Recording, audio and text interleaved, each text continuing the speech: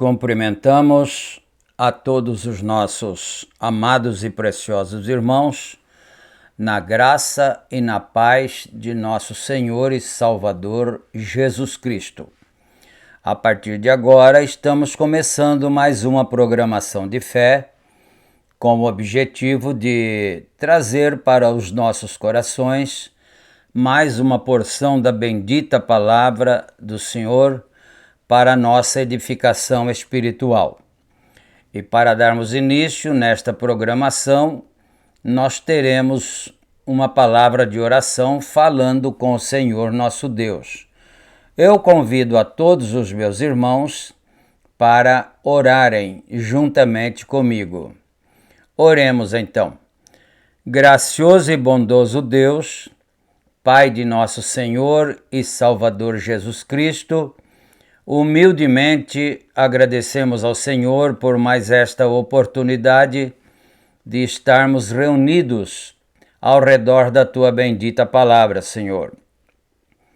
Agradecemos pela vida, pela saúde, pela paz e pelas bênçãos, e entregamos as nossas vidas em Tuas benditas mãos.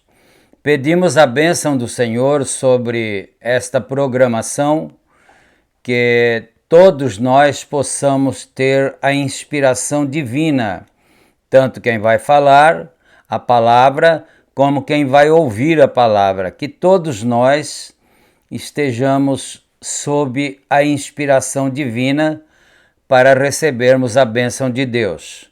E nós pedimos todas estas bênçãos humildemente no precioso nome do Senhor Jesus Cristo. Amém e amém. Graças a Deus. Muito bom, meus amados irmãos. A escritura que nós vamos ler está no Evangelho de João, capítulo 12, e nós começaremos com o versículo 36. São João, capítulo 12, versículo 36. E enquanto os irmãos procuram em suas Bíblias, nós gostaríamos de trazer as nossas notificações, não é? Este programa é uma gentileza da igreja que está em Santa Bárbara do Oeste, na Rua Romênia 212, no Jardim Europa. Ali nós temos cultos todos os domingos no horário das 18 horas e 30 minutos. E vocês todos que estão nos ouvindo, que estão em conexão conosco, estão convidados a participarem, a virem e adorar juntamente conosco. Na cidade de Campinas, nós temos também a nossa igreja, que está localizada na Rua Geraldo Gonçalves Dias, número 130, no Parque Residencial Shalom. Os nossos cultos ali são realizados todos os sábados no horário das 18 horas e 30 minutos. Esse endereço no Parque Shalom é bem ali ao lado dos antigos barracões da Sadia. E todos vocês aí da região estão convidados a virem e adorarem conosco também, não é? E nós temos também os nossos grupos de WhatsApp e o nosso canal no YouTube. O nosso canal tem o título A Mensagem do Sétimo Anjo, e então nós publicamos esta programação através deste canal diariamente. E também repetimos, não é? Esta programação em nossos grupos de WhatsApp. São 3 grupos, e se o irmão ou a irmã desejar fazer parte de um desses grupos, é só entrar em contato conosco. O nosso número está aí na descrição do vídeo e nós estaremos atendendo e colocando no grupo para facilitar para cada um receber em seu próprio celular a programação que é transmitida, não é? E então, dito todas estas coisas, agora nós vamos à leitura da bendita palavra do Senhor. Conforme nós anunciamos, Evangelho de São João, capítulo 12, versículo 36. Vamos aqui então. Enquanto tendes luz, crede na luz, para que sejais filhos da luz. Estas coisas disse Jesus, e, retirando-se, ocultou-se deles. E ainda que tinha feito tantos sinais diante deles, não criam nele. Para que se cumprisse a palavra do profeta Isaías, que diz: Senhor, quem creu na nossa pregação? E a quem foi revelado o braço do Senhor? Porque isso não podiam crer. Então Isaías disse outra vez: cegou-lhes os olhos e endureceu-lhes o coração, a fim de que não veja com os olhos e compreendam no coração e se converta e eu os cure. Isaías disse isto quando viu a sua glória e falou dele. Apesar de tudo, até muitos dos principais creram nele. Então, isso é importante, não é?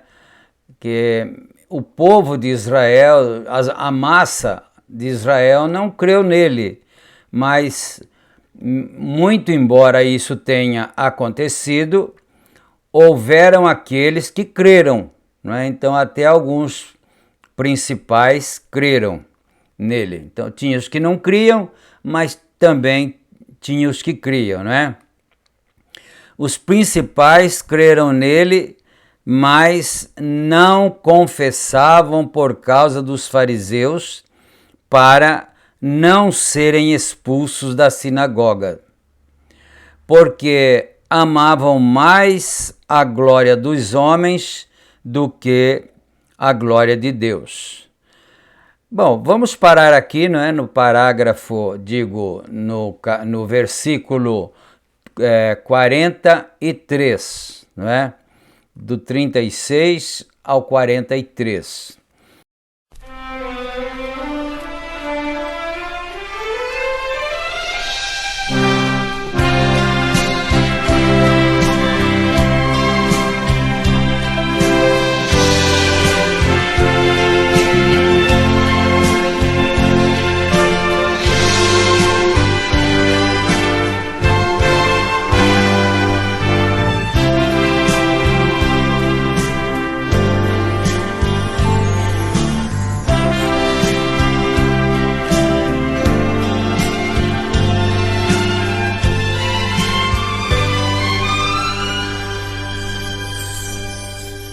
Cristo,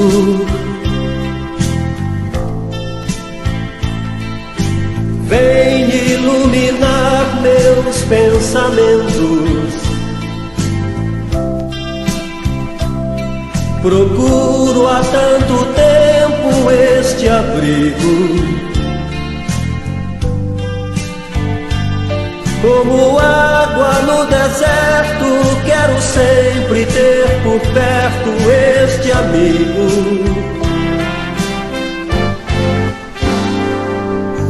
Cristo, tua luz é que ilumina a minha vida, mostrando a estrada a ser seguida. És amigo inseparável, és a fonte inesgotável de amor. Abrigo, fonte de riqueza, abrigo na abundância ou na pobreza, abrigo que está sempre em minha mesa. Nunca mais te deixarei. Abrigo que é um escudo em meu caminho, tirando da estrada os espinhos. Abrigo que está sempre comigo. Cristo é o meu abrigo.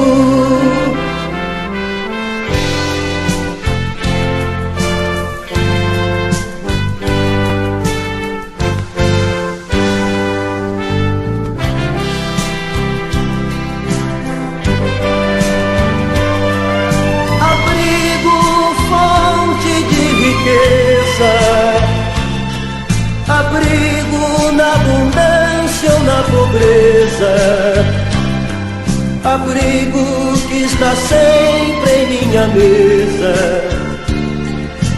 Nunca mais te deixarei.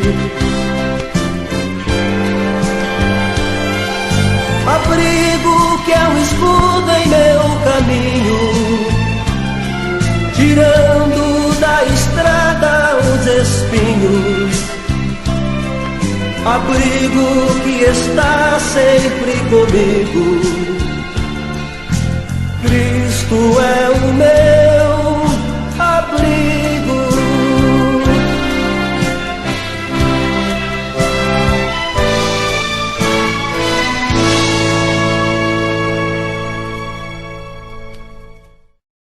E agora nós vamos dar continuidade em nossa leitura, em nosso estudo, o qual está sendo feito aqui através do programa, que é a mensagem com o título Um Profeta Envergonhado. Eu achei interessante esse título e me deu o desejo de ler com os meus irmãos e extrair para nós os pontos para a nossa edificação espiritual, não é? Então, no parágrafo 17, nós continuamos assim a partir do 17.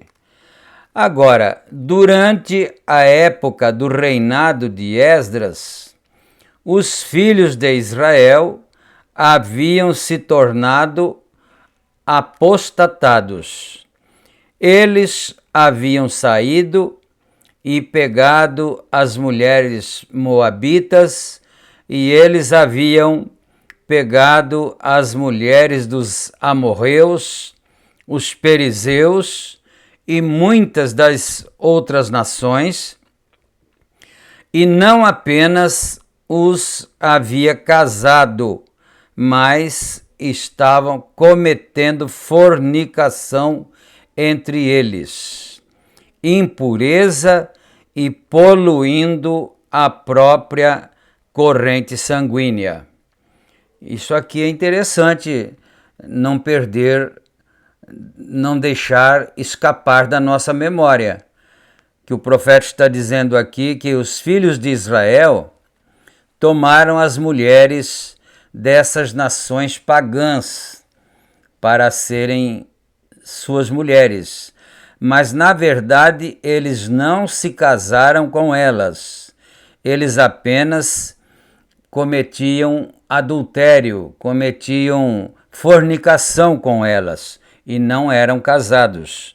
É muito importante nós sabermos isto, e aí dessa forma eles poluíam, não é? Com a impureza, eles poluíam a própria corrente sanguínea, que é a corrente vital. E que quadro isso é hoje de nossas igrejas? A maneira como estão se afastando da linha antiquada que Deus estabeleceu para a igreja pelos preceitos que devíamos seguir. A igreja está cometendo fornicação com o mundo. Então, assim como Israel literalmente cometeu fornicação com as mulheres pagãs, a igreja, está dizendo aqui o profeta de Deus, não é? A igreja hoje está cometendo também fornicação com o mundo, não é? Não percamos isso e levemos isso a sério. Ela saiu para o mundo e começou a flertar no mundo.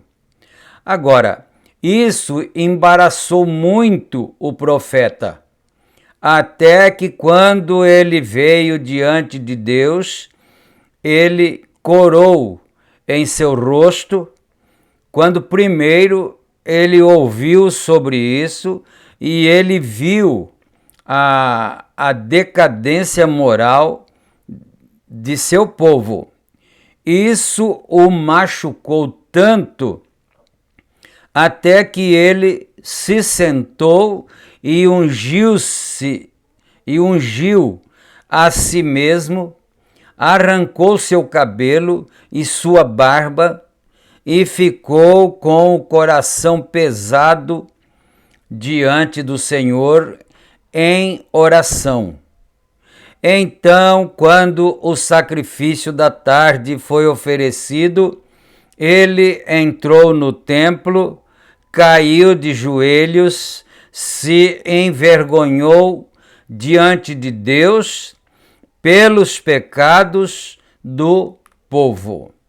Porque um profeta sempre é enviado por Deus para corrigir o povo quando estão em suas veredas, ou quando o povo está em sua vereda de erros, não é? Então Deus envia um profeta para trazê-los de volta ao caminho. E era isso que estava acontecendo. Agora, ele não se envergonhou pela rua vermelha do distrito da Luz Vermelha. Ele não se envergonhou pelos bebedores de bebida do buraco do inferno. Bom, isto aqui ele está dizendo que o profeta sentou lá, entrou no templo, sentou lá e arrancou sua barba, arrancou seu cabelo e ficou humilhado perante o Senhor por causa do pecado do seu povo, da nação de Israel. E então o profeta está dizendo aqui, ele não ficou assim, nesta forma, envergonhado, por causa das mulheres que viviam nas casas de luz vermelha, nas casas de prostituição. Não foi por isso que ele se envergonhou, e também não foi por isso que, pelos homens estarem nos bares, nos botecos e assim por diante, não é? Bebendo bebida alcoólica.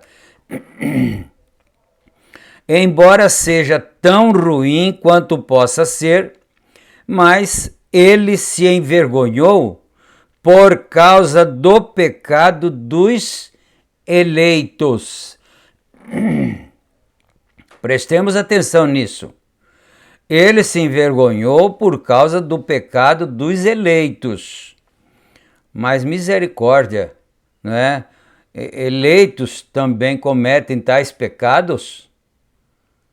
Não é para se pensar, não é para se refletir?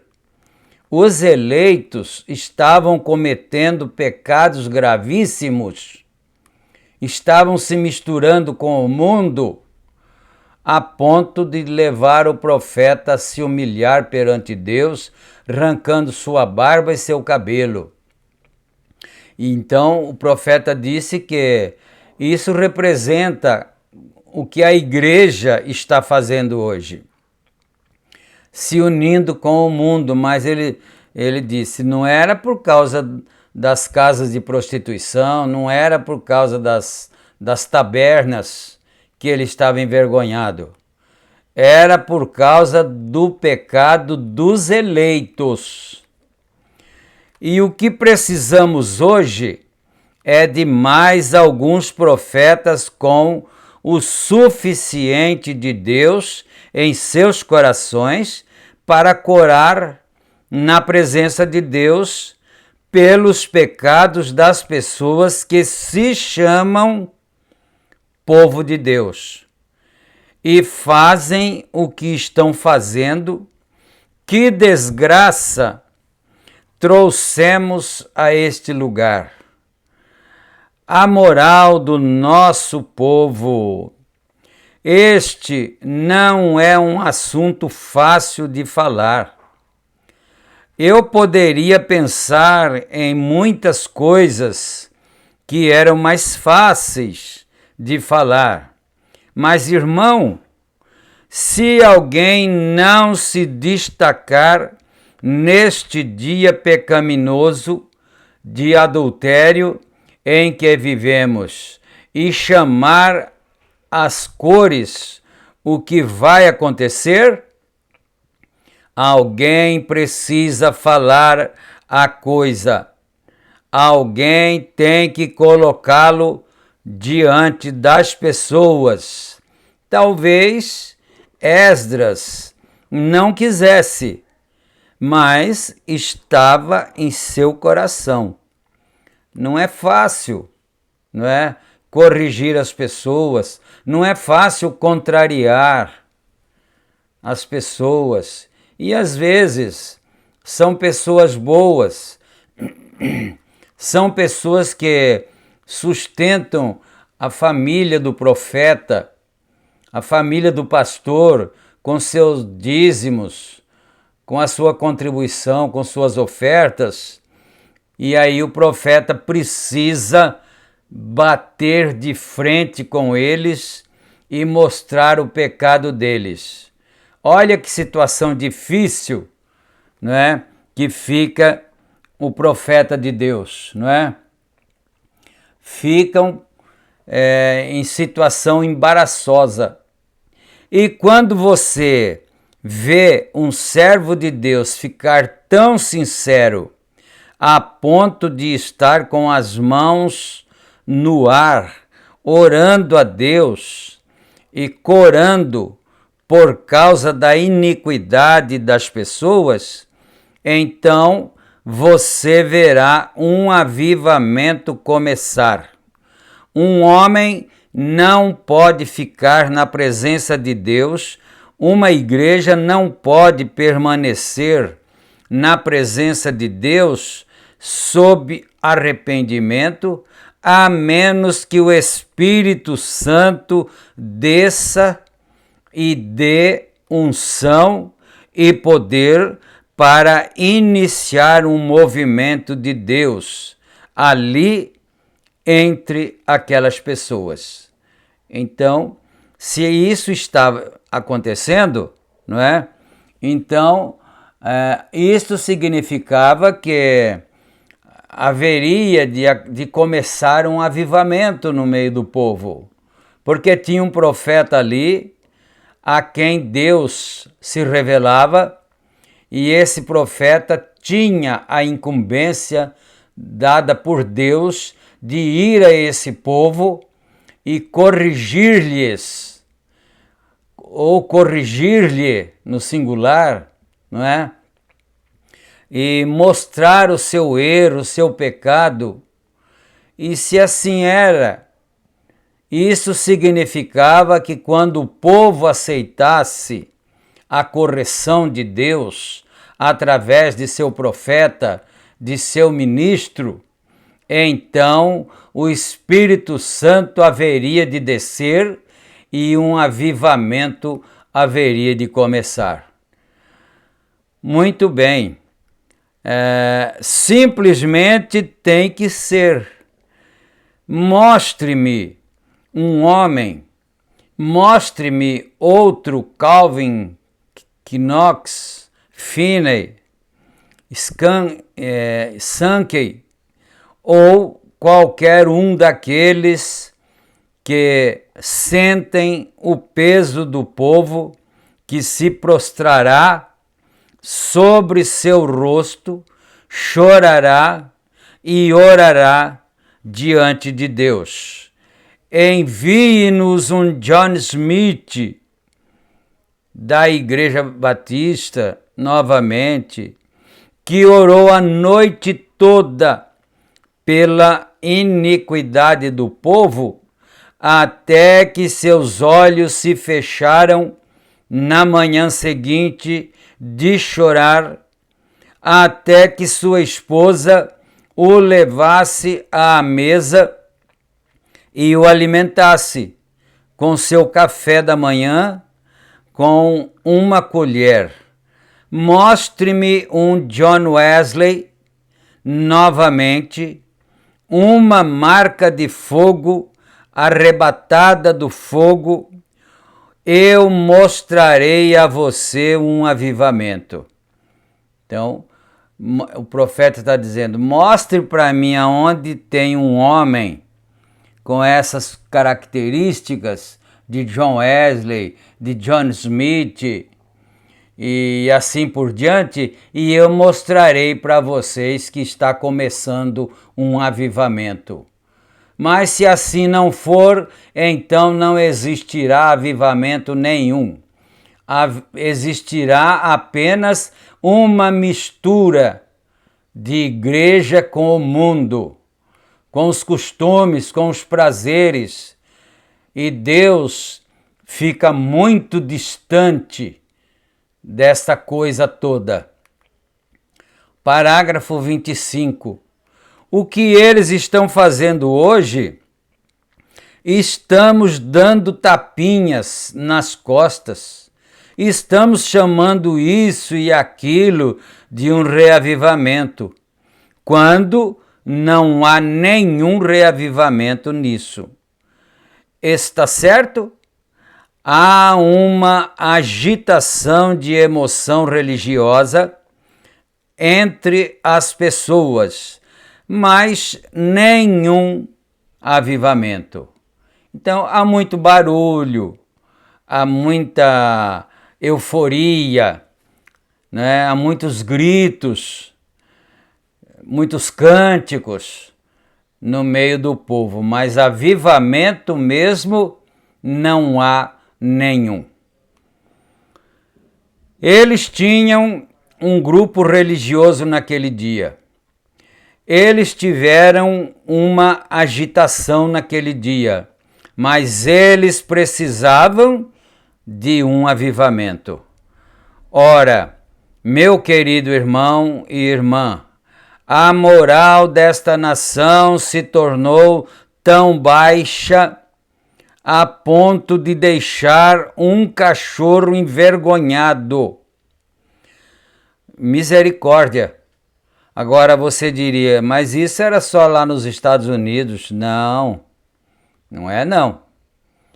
É em todo o mundo, no mundo inteiro, em todos os países, o povo está nesta condição e olha a classificação que o profeta de Deus fez aqui. Eles estão tão degradados que deixam um cachorro envergonhado. Faria um cão corar se pudesse. Os imorais de nosso povo, o povo mesmo, anos atrás, as coisas que temos, a nação fez as coisas que o povo fez. É tudo falta de oração. Aleluia! É tudo falta de oração. Eu faço uma pergunta aqui. Você já aprendeu como que jejua? Ou você nem sabe, você nunca viu na igreja alguém jejuando, não é? Quer dizer, olha que situação, né? O Senhor Jesus Cristo disse que existia uma casta de demônios que só saía com jejum e oração, não é? Agora, como sair com jejum se o povo até se esqueceu e nem sabe como é que jejua mais? O povo se distanciou muito de Deus. O povo se distanciou muito da palavra de Deus. No parágrafo 28, a igreja que costumava não acreditar em programas de cinema, eles não deixavam seus filhos irem ao cinema. Eles evitavam a exposição de fotos. E hoje, por que eles ainda têm... eles fizeram o show na casa deles. Cada casa tem uma televisão. No lugar onde eles pensavam que era errado beber cerveja, no lugar onde eles pensavam John Barleycorn, talvez não esteja tão correta a pronúncia, não é? Barleycorn. Então, que sujeito grande e teimoso, ele era hoje. 60% dos chamados cristãos tomaram uma bebida social pelo menos uma vez por ano.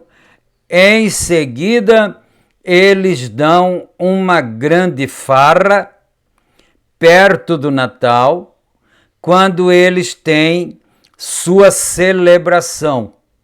porque eles adotaram a educação para ocupar o lugar da salvação. Isso nunca vai funcionar. Aleluia. O que precisamos é de um avivamento. Colocamos emplastos de milho, retiramos outro emplasto de milho, o tiramos e ainda descobrimos que a dor está lá. O que precisamos hoje não é de regeneração social, não. São conversas intelectuais. O que precisamos hoje é de uma transfusão de sangue do céu, enviada por Deus à moda antiga. Os emplastos de milho não vão adiantar. Somos anemia, precisamos de uma transfusão de sangue. Ele está falando isso aqui em termos de uma aplicação, não é? Como se fosse num caso físico, não é? Nós precisamos de uma transfusão de sangue. Precisamos voltar ao antigo evangelho que clama ao arrependimento,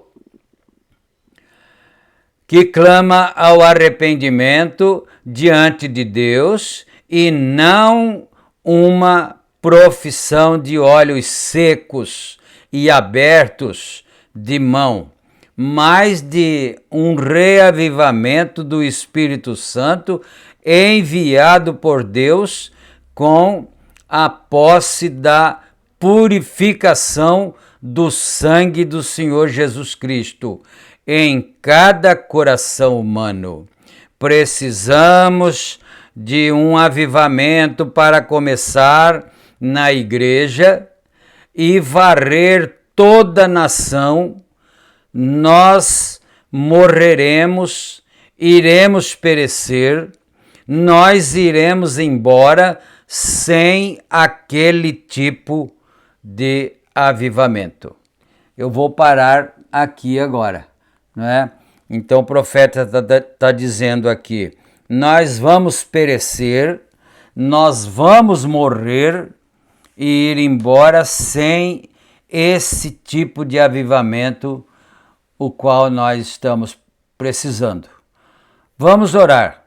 Grande Deus e bondoso Pai, acabamos de ler a palavra do Senhor trazida pelo teu profeta, que está nos chamando de volta à fé, de volta às bases verdadeiras, base religiosa verdadeira, não apenas organizações religiosas e denominações.